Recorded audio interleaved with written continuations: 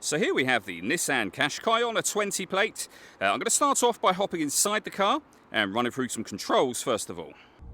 Okay, now that we're inside the car, we're going to start with the dials. On the left-hand side, we have the rev counter and coolant temperature gauge. On the right-hand side, the speedometer and fuel gauge. In the center, you can see the total miles for the car. They are 13,653. Above that, we have a digital readout for the speedometer. You can change that information using buttons on the steering wheel for various bits of trip computer, fuel economy, your sat-nav menu, as you can see, audio, driving aids, and eventually back around to the beginning again. And the buttons that I was using to do that are just here. We have stereo controls surrounding that section. And over on the right-hand side, we have cruise control, speed limiter, and phone controls. You can only use the phone controls after you pair the phone up to the car, which is done on the touchscreen in the center just here. This is also where you will find your satellite navigation. We've done a full video showing how the sat-nav works, which you can find on our website and on our YouTube channel as well.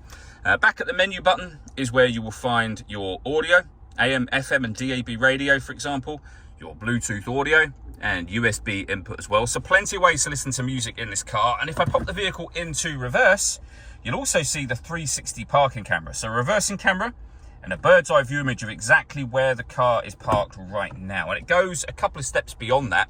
You can press the camera button for a front-facing camera and the bird's eye view, or the front camera and the front passenger side wheel.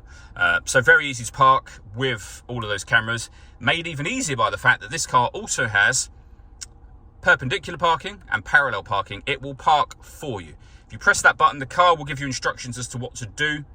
And then when it finds a space, it will take control of the steering of the car. Below that, we have the dual zone climate control. So you can adjust the passenger temperature, the driver temperature. You can increase and decrease the fan speed. You can determine what direction you'd like the air to be distributed in. And when you're happy with those settings, that button turns your air conditioning on.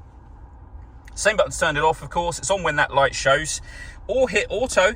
The car will now maintain the temperatures that you've asked for by taking full control of the fan speed for you. You can override that whenever you wish to and put it back on your own settings just here. We have a 12-volt charging socket, electronic handbrake, and a 6-speed manual gearbox.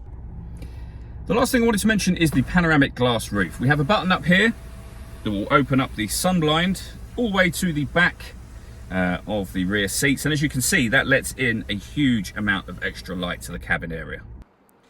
All that leaves me to say is thank you for taking the time to watch this video. If you'd like to come and see the car for yourself and have a test drive, please feel free to call either of our MJA sites. We'd love to hear from you soon.